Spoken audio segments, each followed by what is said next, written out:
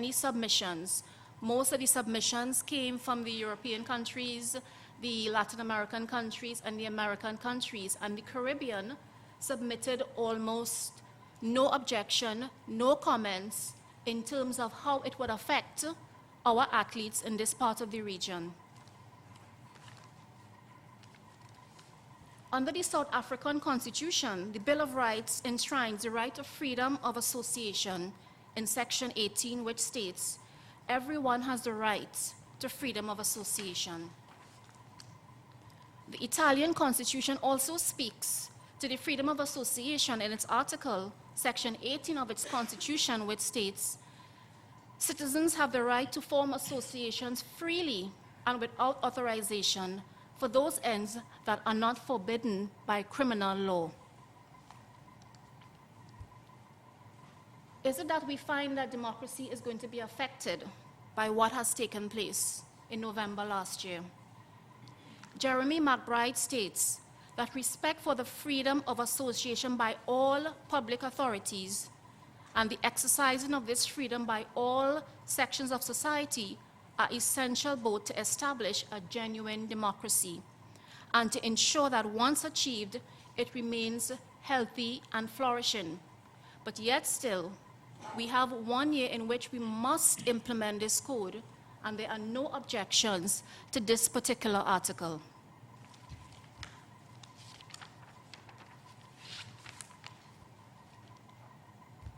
The athlete who decides that he will defy this particular article would be notified in writing, and the other with jurisdiction will inform him of his sanction.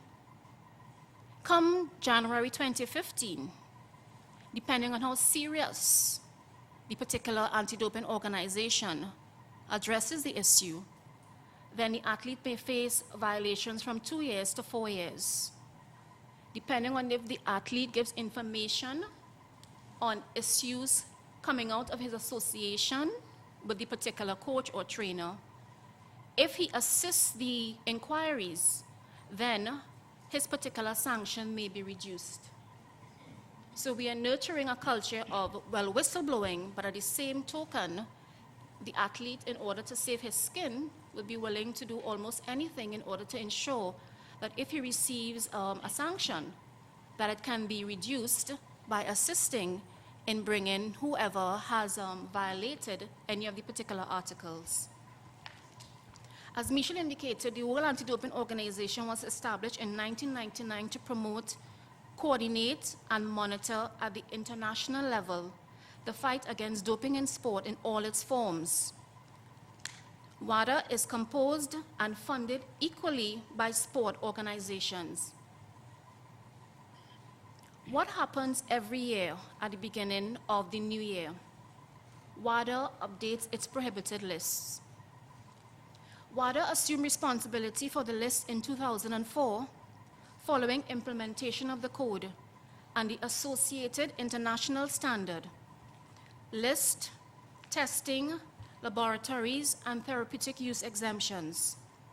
According to the code, if a substance or method, is found to meet 2 of 3 criteria, and it includes enhancing performances, poses a threat to athletes' health, or violates the spirit of sport, then it is possible that it be considered for placement on the list. The list is developed through a highly consultative process, beginning with the circulation of a draft list among more than 1,700 stakeholders for comments. The comments received are processed by WADA's scientific committees, which are composed of international scientific and anti-doping experts. WADA's expert group, responsible for the list, analyzes stakeholder inputs and presents its conclusions to WADA's Health, Medical, and Research Committee, who in turn submits its final recommendation to WADA's Executive Committee at its annual September meeting. The Executive Committee then discusses the recommendations and makes a final decision. The new list is published online by October 1st and goes into effect in January of the following year. And at this point, I would just like to show you the 2014 Pocket Guide with the list of prohibited substances. But what WADA has chosen to do this year, they have also included suggested medications for certain illnesses. So if you are suffering from a particular cough or cold, you can use this list in order to go to your pharmacist to purchase your medication. Thank you, ladies and gentlemen.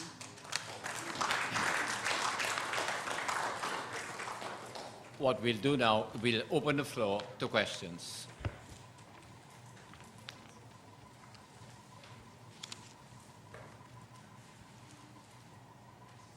Sorry.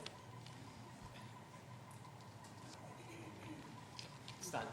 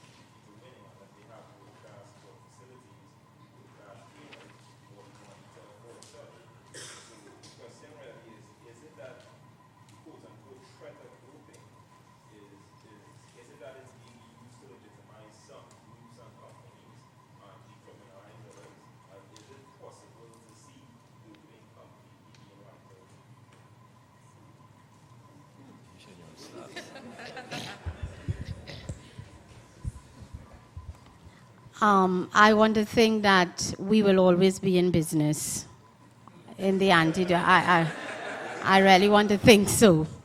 And to answer directly whether or not we're going to be able to wipe out doping altogether, my answer to that is no.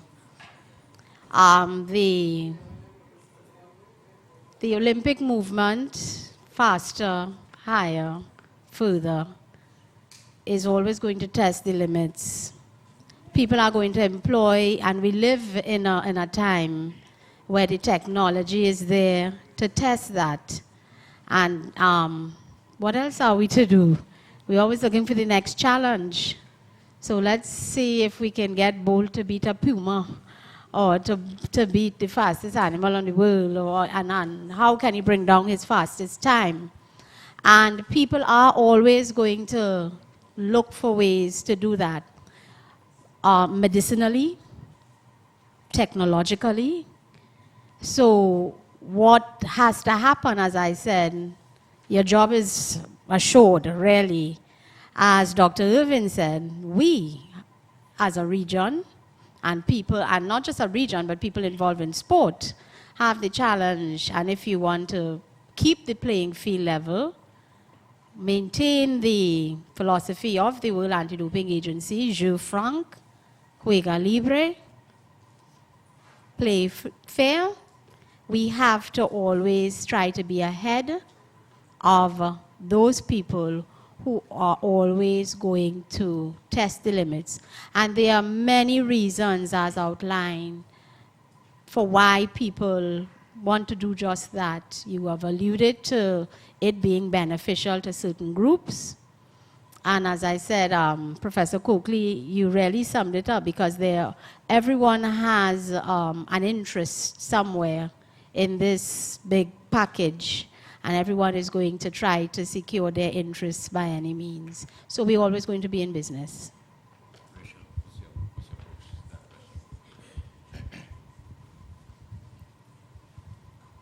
Let me say, ethics in sport is absolutely important.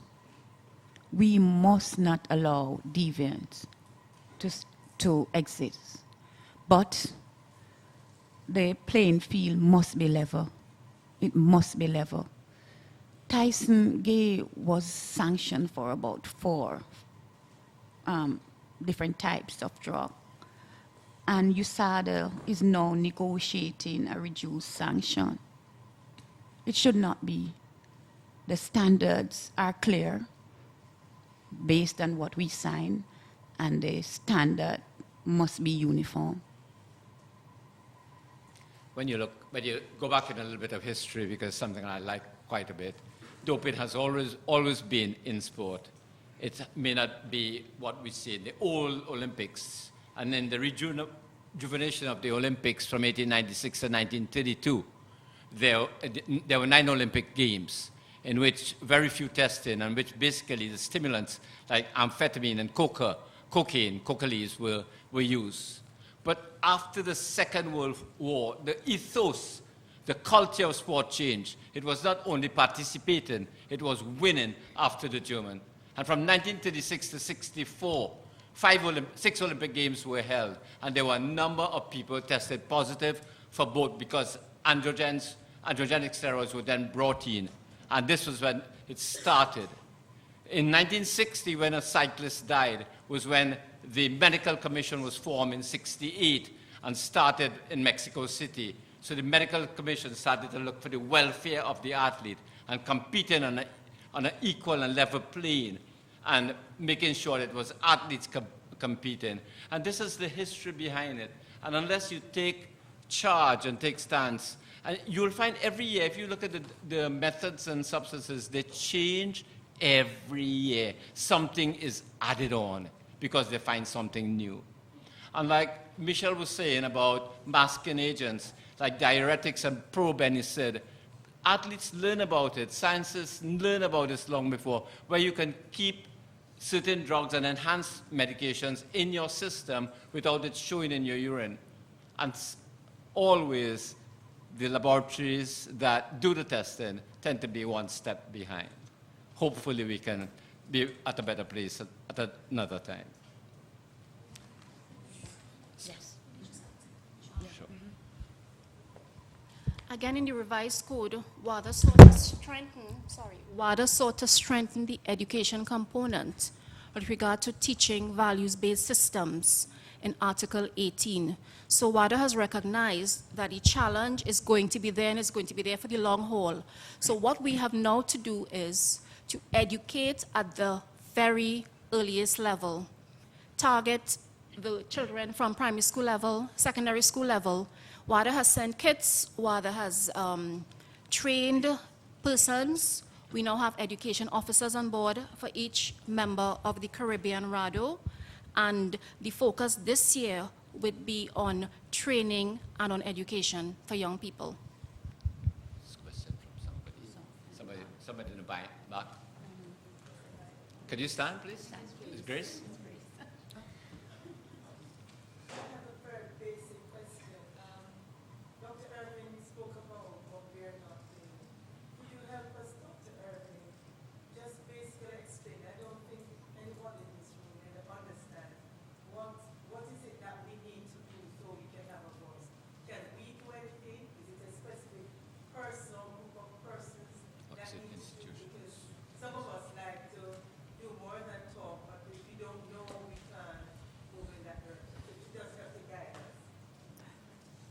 Each sportsperson needs to be responsible for his or herself.